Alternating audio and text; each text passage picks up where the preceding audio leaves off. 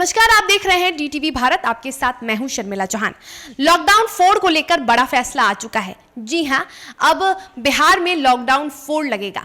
Lockdown 4 की अवधि 2 जून से 8 जून तक है। बता दें कि लॉकडाउन 3 की जो अवधि है, लॉकडाउन 3 की जो अवधि है वो 1 जून को समाप्त होने वाली है। और ऐसे में बिहार सरकार ने बड़ा फैसला लेते हुए, संक्रमण को देखते हुए एक बड़ा फैसला लिया है और लॉकडाउन की अवधि को फिर से 1 हफ्ते के लिए यानी 2 जून से 8 जून तक बढ़ा दिया गया है। लोग लगातार ये संभावना जता रहे थे, ये कयासें लगाई जा रही थी कि इस लॉकडाउन में यानी लॉकडाउन 4 में लोगों को, दुकानदारों को, व्यापारियों को छूट मिल सकती है।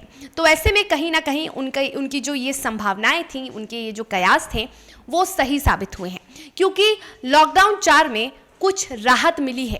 व्यापारियों को, लोगों को भी राहत मिली है और कुछ छूट भी दी गई है।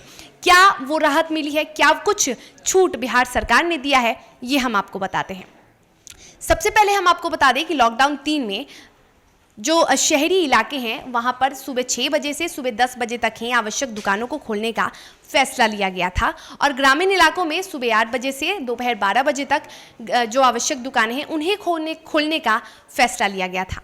और लॉकडाउन 4 में सभी प्रतिष्ठान और दुकानों को खोलने का सरकार ने फैसला लिया है, लेकिन ऑल्टरनेटिव वाइज ये दुकानें खुलेंगी, यानी एक दिन दुकानों को खोलने का फैसला लिया गया है। हफ्ते में एक दिन करके ये दुकानें खुलेंगी। इसी के साथ आपको ये भी बता दें कि जो रेस्टोरेंट्स और जो कुरियर सेवाएं थी, जो मेडिसिन यानी दवाओं की जो दुकान थी, दवाओं की सेवाएं थी, वो पहले की तरह ही जारी रहेंगी।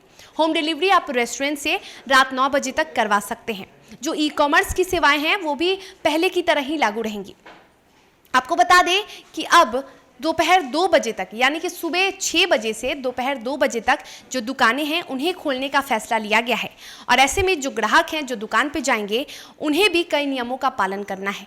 उन्हें सोशल डिस्टेंसिंग का पालन करना है, सैनिटाइजर और मास्क का तो भरपूर इस्तेमाल करना है। और ऐसे में प्रशासन इन नियमों का पालन करवाएगी और जो नियम का पालन नहीं करेंगे उन्हें प्रशासन उन पर कार्रवाई भी करेगी। और क्या कुछ बड़ा फैसला लिया है सरकार ने, आपको बता दें कि लॉकडाउन 3 में सभी कार्यालयों को बंद रखा गया था, लेकिन लॉकडाउन 4 में जो सरकारी कार्यालय हैं उन्हें खोल दिया गया है।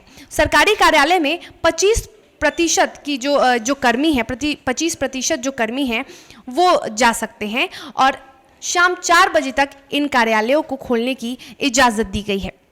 इसी के साथ हम आपको ये भी बता दें कि कौन कौन से वाहनों पर छूट दी गई है। वाहनों की आवाजाही पर पहले की तरह ही रोक लगेगी, जैसे कि जो आवश्यक सेवाएं हैं वो ही उन्हें जारी रखा जाएगा।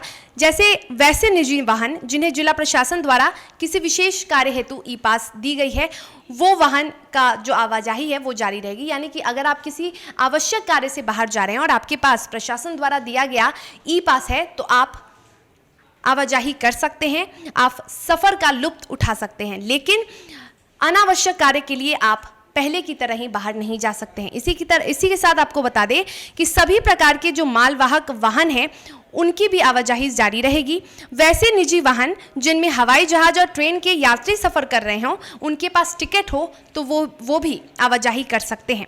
इसी के साथ किसी कर्तव्य पर जाने हेतु सरकारी सेवकों और अन्य आवश्यक अनुमान्य सेवाओं के जो निजी वाहन हैं वो भी, जैसे कि डॉक्टर्स की जो गाड़ियां हैं, जो ऐसे फ्रंटलाइन वर्कर्स हैं जिनकी जो गाड़ियां हैं वो भी अपने काम पर जा सकते हैं, उन्हें छूट रहेगी।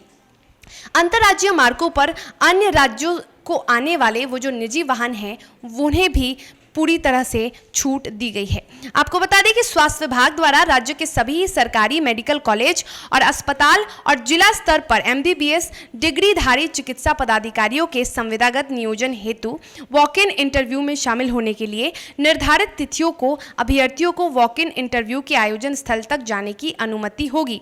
यानी कि जो MBBS छात्रों का वॉक इन इंटरव्यू चल रहा है उसकी भी इजाज़त है।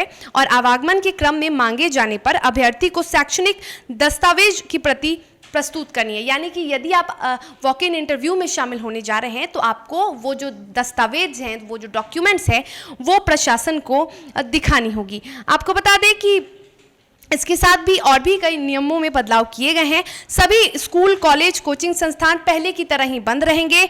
जो भी विश्वविद्यालय द्वारा परीक्षाएं होनी थी वो सारी परीक्षाएं अभी नहीं ली जाएंगी, यानी विद्यालय और विश्वविद्यालय द्वारा किसी भीतर की परीक्षाएं अभी नहीं ली जाएंगी।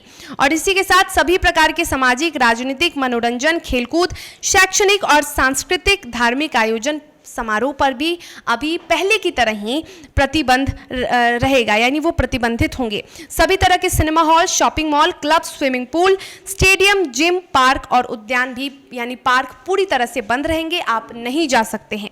सार्वजनिक स्थलों पर भी किसी प्रकार के आयोजन, सरकारी और निजी आयोजनों पर रोक रहेगी। और इसी के साथ पहले की तरह ही विवाह समारोह में अधिक से अधिक आप 20 जो व्यक्ति हैं वो शामिल हो सकते हैं। और किसी भी समारोह में डीजे एवं बारात जुलूस की इजाज़त नहीं होगी। शादी के पहले, शादी समारोह के पहले आपको स्थानीय थाने को कम से कम 3 दिन पहले सूचित करना होगा। अंतिम संस्कार हो या श्राद्ध कार्यक्रम, इसमें भी 20 लोगों की अधिसीमा होगी।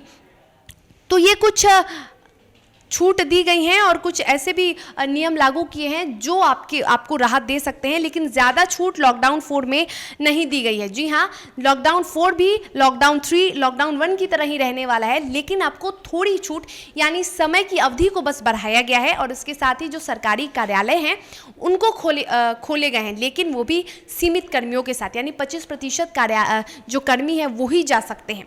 तो ऐसे में लॉकडाउन 4 का कितना असर होता है संक्रमण पर, यह देखना बाकी होता है, क्योंकि लगातार राज्य सरकार भी ये मान रही है कि लॉकडाउन का ही असर है जिससे कोरोना के प्रकोप से बचा जा सका है। कई हद तक बिहार कोरोना के संक्रमण से बच सका है और इसकी वजह है लॉकडाउन। और इसके साथ ही लॉकडाउन का पालन कितनी सख्ती से होता है ये भी निर्भर करता है। प्रशासन लोगों से कितनी सख्ती से लॉकडाउन के नियमों का पालन करवाती है ये भी निर्भर करता है। आपको बता दें कि कई ऐसे भी जिले हैं, जैसे कि मैंने आपको बताया कि शादी समारोह में डीजे, बारात, हर्ष फायरिंग पर रोक है, लेकिन अब भी कई ऐसे जिले हैं जहां पर शादी समारोह होती है, वहां पे 20 से अधिक लोग शामिल होते हैं, डीजे का भी आयोजन किया जाता है, बारात भी निकलती है और हर्ष फायरिंग भी होता है। तो ऐसे में ज़रूरत है प्रशासन को सख्ती बरतने की। जब प्रशासन को सूचना मिलती है 3 दिन पहले या शादी समारोह से पहले, जब प्रशासन को इसकी सूचना दी जाती है, तो ये आवश्यक है कि प्रशासन वैसे जगहों पर निगरानी रखे, प्रशासन ऐसे समारोह पर कड़ी निगरानी रखे और जो भी नियम का उल्लंघन कर रहे हैं उन व्यक्तियों पर, उन शख्स पर कड़ी से कड़ी कार्रवाई होनी चाहिए। तभी हम नियमों का बखूबी से पालन कर सकते हैं। सरकार के जो नियम है उसका सम्मान इसी तरीके से प्रशासन करवा सकता है और हम भी कर सकते हैं। तो उम्मीद है कि ये जो लॉकडाउन के नियम हैं वो आप समझ गए होंगे। ये जानकारी डीटीवी भारत ने आपको दी है और लगातार कई ऐसे अपडेट्स हैं जो डीटीवी भारत आपको लगातार देता रहता है। आपको बता दें 1 हफ्ते के लिए लॉकडाउन बढ़ा दिया गया है और ऐसे में आप भी स्वस्थ रहें, सुरक्षित रहें और देखते रहें डीटीवी भारत। नमस्कार।